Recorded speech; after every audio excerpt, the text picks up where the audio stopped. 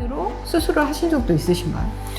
과거에는 했었죠, 과거에는. 과거에 과거에는 했었는데, 제가 기침을 하는데 저는 기관지가 어때서 기침을 하고요.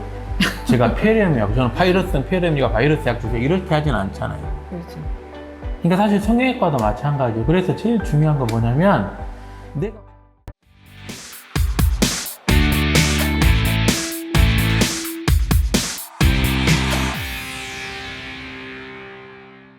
안녕하세요. 나범생의 원장 김태현입니다. 나범튜브 유상희입니다. 네, 반갑습니다. 네. 오늘은 안면거상술의 수술 방법에 대해서 알아볼까 하는데요. 이게 조금 어려울 것 같기도 하지만 구독자분들이 이 수술 방법에 대해서 알면 안면거상술에 대한 이해도 더 깊어지지 않을까 생각이 됩니다. 원장님, 안면거상 수술 방법에 어떤 종류가 있나요? 우리가 크게 안면거상을 봤을 때 이렇게 이제 완전절개, 수술을 완전절개를 해서 하는 거, 이제 이런 수술이 있고, 또 이제 비교적 간단하게 하는 안면거상, 뭐 최소절개라든지 실리프팅이라든지 아니면은 뭐 레이저를 이용해서 하는 거라든지, 이제 이렇게 나눌 수 있는데, 이제 간단하게 하는 것들은 빼고 조금 이제 효과가 조금 좋은 거, 그러니까 이 실리프팅이나 최소절개 아무래도 효과가 조금 떨어지잖아요. 네. 그래서 요게 조금 더 오래 가고 조금 더 효과적인 수술에 대해서 조금 오늘은 이야기를 좀 해볼까. 그래서 이제 이 스마스를 어떻게 올리느냐, 이걸 가지고 이야기를 많이 하는데, 보통 이제 이게 우리가 이게 근육을 보면은 이게 피부가 있고, 피부 아래에는 이렇게 스마스가 있어요. 근데 이 스마스와 피부를 따로 들어서 하는 거를 저희가 듀얼 플레인이라고 하고, 스마스하고 피부를 같이 붙여서 올리는 거를 딥플레인이라고 해요. 딥플레인은 일단은 피부하고 스마스를 같이 붙이기 때문에 조금 더 이렇게, 그러니까는 조금 더 강하게 스마스를 올릴 수가 있죠. 왜냐면 피부하고 같이 붙어 있기 때문에 두껍게 열 수가 있고, 그래서 이제 이게 효과가 조금은 더 좋은 거로 돼 있고, 그래서 이제 딥플레인의 장점은 일단은 이게 스마스가 조금 더 두껍게 들리겠죠. 같이 드니까. 그래서 이게 효과적인 부분에서 조금은 더 좋은 걸로 돼 있고, 두 번째는 지속 기간이 조금 더 긴 걸로 돼 있어요. 스마스가 조금 더 튼튼하기 때문에. 그리고 세 번째는 피부를 방해를 하지 않기 때문에 회복 기간이 훨씬 더 듀얼 플레인에 비해서, 그냥 우리가 스마스 방리를 이야기하는 거예요. 회복 기간이 조금 더 짧은 걸로 돼 있어요. 이거 사실 구글 보면 다 나와 있거든요. 구글에 요즘은 딥플레인 뭐 장점 이렇게 하면 다 나오거든요. 딥플레인의 단점은 이것도 구글 보면 나와요. 비싸요. 딥플레인은 비싼 걸로 돼 있고, 그 다음에 이제 딥플레인은 이게 스마스를 좀 깊게 들여야 되기 때문에 약간은 위험성이 있어서 숙련성이 조금은 숙련된 사람이 필요하고, 그 다음에는 신경 손상을 좀 조심해야 되고, 이런 게 딥플레인의 장단점으로 돼 있고, 이제 듀얼 플레이는 이제 효과나 결과는 조금은 좋다고 돼 있어요. 이제 숙련도가 있으면 사실 딥플레인, 듀얼 플레이는 할 수는 있는데, 이제 듀얼 플레이는 회복 기간이 조금 더 오래 걸리고, 따로 왜냐면 드니까? 피부를 들기 때문에. 피부를 들기 피부를 때문에. 들면 어쨌든 붓기가 더 오래 가거든요. 그렇겠죠. 피부 아래쪽에 이 우리가 림파선이 지나가기 때문에, 그 다음에 이제 관리 부분에서 피부를 아무래도 얇은 피부를 더 많이 들기 때문에 수술 후에 관리를 조금 더 신경 써서 잘 해줘야 되는, 이제 그게 조금은 듀얼 플레인의 조금은 이런 그 단점이라고 볼 수 있어요. 예. 그럼 원장님은 지금 이제 딥플레인을 주로 하시는 거죠? 그렇죠. 그러면 뭐 듀얼 플레인으로 수술을 하신 적도 있으신가요? 듀얼 플레인도 과거에는 했었죠. 과거에는. 과거에는 했었는데, 이제 그거를 제가 조금 이제 딥플레인을 하게 된 이유에 대해서는 조금 더 다음에 설명을 드릴게요. 네. 그러면 이제 듀얼 플레인하고 딥플레인 설명을 해주셨는데, 하는 사람, 받는 사람 입장에서는 어떤 게 더 좋은 선택일까요? 모든 사람에게 딥플레인이 다 맞는 건가요? 그러니까 그게 뭐 어떤 사람한테 안 맞다, 사실 이거는 크게 의미가 없어요. 과거에, 그러니까 문헌상에 보면 뭐 얼굴을 조금 더 수직으로 올리고 얼굴이 퍼지는 걸 방지하기 위해서 듀얼 플레이를 한다, 이런 여러 가지 이야기들이 있는데, 사실은 그거는 크게 의미는 없는 이야기 같아요. 제가 이제 그게, 그러니까 어떤 수술을 하느냐보다는 어떤 의사한테 하는 게 사실은 훨씬 더 중요한 거죠. 어떤 의사가 같은 목표를 가지고 수술을 하는데 어떤 게 조금 더, 그러니까 잘하는 의사한테 가면 돼요. 네? 근데 이제 요즘은 딥플레인이 조금 더 대세인 이유가 일단은 스마스를 조금 더 튼튼하게 잡을 수 있기 때문에 사실은 딥플레인을 하고, 가장 큰 이유인가요? 그게?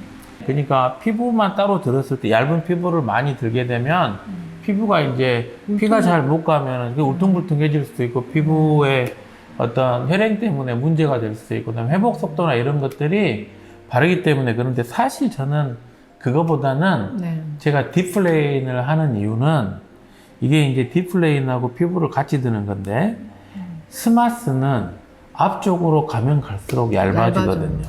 얇아져요. 근데 스마스하고 피부를 따로 들게 되면 앞쪽에서 얇은 스마스로 당겨지는 거가 되기 때문에 결국에는 스마스가 조금 약간은 찢어져 약간 늘어나요. 그래서 한국 사람들한테는 피부도 조금 약간은 외국 사람에 비해서는 조금 이게 터프하잖아요. 그렇죠. 그래서 피부도 잘 안 당겨지는데 스마스도 조금은 얇기 때문에 이런 문제들이 조금 있는 것 같아요. 특히 이게 보시면은 이 스마스하고 이렇게 딥플레인을 잡고 들어도 이게 보면 훨씬 더 튼튼하게 들리죠. 그러네요. 완전히 튼튼하게 가요. 왜냐하면 피부하고 스마스가 붙어 있기 때문에. 근데 이 앞쪽에서는 사실은 스마스가 너무 약하기 때문에 앞쪽에서는 조금 약간 늘어나는 걸 보실 수가 있을 거예요. 딥플레인에 또 다른 어떤 단점들이 있어요. 딥플레인을 했을 때 우리가 안 되는 부분들, 이제 그게 있기 때문에 이제 제가 요즘 또 하는 방법, 딥플레인 플러스 심부볼거상 이렇게 이제 수술을 하는 이유고, 이제 그런 이유들이 있어요. 예. 그러니까 이제 딥플레인으로 하셨을 때 그 팔자주름이나 심부볼 주름에 대한 개선이 좀 미비해서 심부볼 거상을 하신다는 건가요? 그렇지. 이제 이게 또 답이 다 나와버리는 건데, 결국에 딥플레인이라는 거는 유지인대 부분까지를 어떻게 당겨주느냐의 그렇죠. 문제거든요. 그러니까 턱선에 대한 효과, 그러니까 턱선이 효과를 보는 거는 결국에 아래쪽에서는 이 플라티스마라는 우리 활경근이라는 근육이 이 입꼬리까지는 연결이 됐어요. 그러니까 이 근육이 살아있기 때문에 그때는 그러니까 딥플레인으로 이게 충분히 턱 서는 효과를 볼 수가 있어요. 근데 사실은 이 팔자주름이나 심부볼 부분, 메리오넷 주름은 그걸로는 안 되거든요. 그래서 이제 저도 수술을 하면 딥플레인을 저는 참 잘했다고 생각을 했는데, 이제 시간이 지나면서 입가나 아니면은 이런 팔자주름 부분에 효과가 떨어지는 거를 환자분도 이야기를 하시고, 그러면 의사는 어쨌든 이걸 어떻게 그러면 내가 조금 더 나은 효과를 얻을까? 그걸 이제 생각을 하면서 제가 이제 나름대로, 공부를 한 게 결국에는 이제 심부볼거상이죠. 네. 이제 이거 원장님 설명 들으니까 이 안면 거상술은 이 아까 말씀하신 딥플레인이나 듀얼플레인 말고는 이게 다른 방법으로 사실은 수술하신다는 원장님들도 계시거든요. 그런 방법은 효과가 없다고 생각해도 되나요? 그러니까 이제 그러니까 여러 가지 방법이 있어요. 그러니까 외국에서는 뭐 맥스리프트라고 해서 이제 그거를 주로 하시는 분도 있고, 아니면 스마섹토미, 밖에서 이제 스마스를 잘라주기만 하는 분들도 있고, 여러 가지 방법들이 있는데, 그게 결국 어떤 방법을 선택하느냐 보다는 이제 어떤 의사가 이제 수술을 하느냐. 그러니까 결국에 중요한 거는 어떻게 우리가 이 유지인대를 어떻게 박리를 하고 스마스를 잘 박리해서 올려주느냐. 요게 사실은 문제인데, 제가 수술을 할 때 이 스마스만을 해결을 해서는 절대 안 되는 거를 저는 느꼈기 때문에, 제가 이거는 스마스로만은 되지 않는다. 그럼 어떤 방법을 해야 될까? 그래서 제가 사체 해부도 하고 논문도 보고 이렇게 하면서 결국에 느낀 게 그거죠. 스마스라는 게 결국엔 유지인대 앞쪽에서는 이게 거의 존재하지 않거나 존재를 하더라도 너무 얇아요. 너무 얇기 때문에 이 얇은 스마스로 이 앞쪽에 있는 조직을 올려주는 거는 참 어려워요. 특히 한국 사람들은 더 어려워요. 네. 안면 거상술을 알아보고 있는 사람들 입장에서는 그 방법으로 수술하시는 원장님이 어떤 방법으로 수술하시는지 사실은 이제 상담을 오잖아요. 그러니까 뭐 자기가 마음에 드는 수술 방법으로 그 수술하시는 원장님을 찾아오는데 그때 환자가 반드시 묻고 또 확인을 해야 될 부분이 혹시 있을까요? 요즘은 공부를 너무 많이 하고 오시기 때문에 환자들이 굉장히 수술에 대해서 많이 알아요. 그게 사실 위험한 거예요. 아, 그래요? 왜냐하면 자기가 수술하는 게 아니고 수술 방법만 알기 때문에 이 의사를 자기가 판단을 하는 거죠. 결국에 수술은 의사가 하는 게 그게 제가 기침을 하는데 저는 기관지가 어때서 기침을 하고요. 제가 폐렴이하고 저는 바이러스는 폐렴이가 바이러스 약 주세요. 이렇게 하진 않잖아요. 그렇죠. 그러니까 사실 성형외과도 마찬가지예요. 그래서 제일 중요한 거 뭐냐면 내가 가장 문제라고 생각하는 것들을 의사한테 이야기를 하세요. 그러면 그 의사가 이거는 어떤 원인 때문에 그러니까 요건 이렇게 하면은 과학적으로 해결이 됩니다. 또는 이거는 수술로서는 해결할 수가 없습니다. 이렇게 이야기를 하실 거예요. 정확하게. 그러면 이게 근데 과학적인지 과학적이지 않은지는 사실은 우리가 조금은 알 수 있어요. 그러니까 의사들도 이렇게 이야기를 할 때 이게 과학적으로 이야기를 하는지 그렇지 않으면 이게 좀 약간 이게 과학적이지 않은 그러니까 약간 매직처럼 모든 게 다 된다. 약간 이렇게 이야기를 하는지는 사실 우리가 조금만 알면 그렇죠. 알 수 있기 때문에 이걸 좀 잘 들어보시는 게 저는 제일 중요한 것 같아요. 두 번째는 주변에 있는 사람 누가 수술했는지 보는 거예요. 네. 그죠? 병원에서 보여주는 사진은 사실은 그게 필요 없어요. 사진으로 보는 건 사실 별로 의미가 없죠. 아니 근데 수술한 친구가 없을 수도 있잖아요. 그러니까 그래서 사실 그게 제일 문제지. 그러니까 만약에 주변에 누군가 했다면 이 사람이 1년, 2년, 그러니까 초기 수술 결과 말고 1년, 2년이 지났을 때 이 사람의 효과가 어떤가. 그 환자한테도 이야기를 들어보고 그게 만약에 그 사람 효과가 좋았고 거기 가서 하시면 돼요. 그래서 저희 병원은 이렇게 이제 수술한 직원도 있고 여러 가지를 사실은 볼 수 있는 게 조금 있잖아요. 특히나 이제 저 같은 경우는 대부분 소개로 대부분 오시기 때문에 이제 상담할 때 되게 편하죠. 네, 알겠습니다.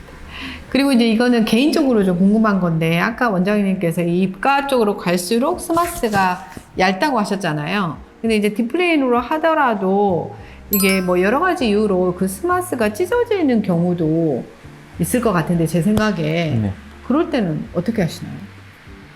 그러니까 이제 스마스가 찢어진다는 거는 유지인데 바깥쪽에서 찢어지는 게 문제거든요. 사실 처음 오시는 분들은 뭐 그럴 일이 거의 없다고 생각을 하시면 되고, 이제 스마스가 아주 얇아지시는 분들이 있어요.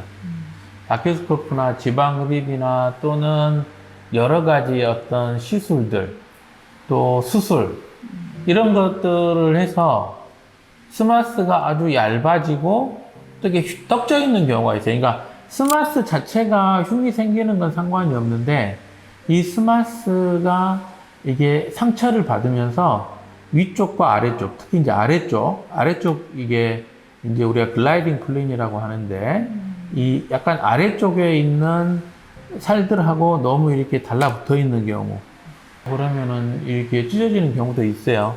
특히 뭐 수술 뭐 2번, 3번 하신 분들 저는 뭐 대부분 깨끗한 분들이 오는 경우 별로 없으니까 별로 없어요. 네, 이제 그런 경우는 스마스가 아주 얇아져 있고 그러니까 정말 종이책처럼 얇은 분도 있어요. 정말로. 진짜요? 진짜 이렇게 박리를 잘 했는데 따도 보면 이렇게 얇아요. 네? 저는 안 얇죠. 너무너무 얇아요. 첫 수술은 안 얇죠. 첫 수술은. 그러니까 이제 그러면 어쨌든 찢어질 수 있어요. 이제 스마스가 찢어졌을 때 이제 어떻게 하느냐. 그럴 때 리커버리가 가능한 게 박리를 하다 보면 조금은 이렇게 찢어질 수가 있기 때문에 이제 그런 경우는 스마스를 교정을 하고 그다음에 신부볼 교정을 저는 항상 같이 하기 때문에 뭐 대부분은 문제 없이 잘 지나가는 것 같아요. 교정을 한다는 거는 거기를 꾸미시는 건가요? 이 꾸밀 때도 있죠. 네, 맞아요. 찢어지면 꾸미기도 하고 근데 이제 좀 스마스를 다칠 수 있는 부분들은 안 하시는 게 좋습니다. 그리고 이제 수술 전에 아무튼 이렇게 들어가서 이렇게 눈으로 보기 전에 환자가 스마스가 얇을지 뭐 두꺼운지 알 수 있는 방법이 혹시 있나요? 원장님 나름의? 근데 보여요.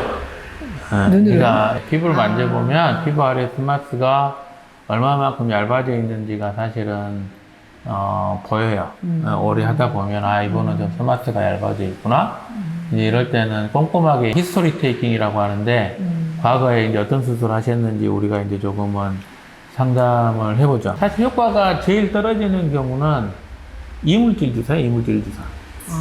그래요. 신부볼에 이물질 맞아버리면 신부볼이 딱딱해져. 신부볼 자체가 돌덩이처럼 딱딱해져 버리면 이거는 이제 올려도 올리는데 한계가 있어요. 신부볼이 무조건 얇아야 돼. 그러니까 이물질 제거한다고 이제 여러 번의 치료를 하고 오신 분들은요, 그럼 이제 스마스까지 다 닫혀 있어요. 이제 차라리 그냥 손 안 대고 오시는 게 훨씬 환자분들한테 나을 거예요. 효과가 좀 떨어지더라도 직접 보면서 제거를 하는 게 맞아요. 알겠습니다. 오늘은 그 라봄소외과 김태현 원장님과 안면거상 수술의 수술 방법에 대해서 알아보았는데요. 이게 조금은 어려운 내용이었지만 원장님께서 잘 이해되게 설명을 해주신 것 같습니다. 오늘 영상도 좋으셨다면 구독, 좋아요. 부탁드리겠습니다. 네, 감사합니다. 감사합니다.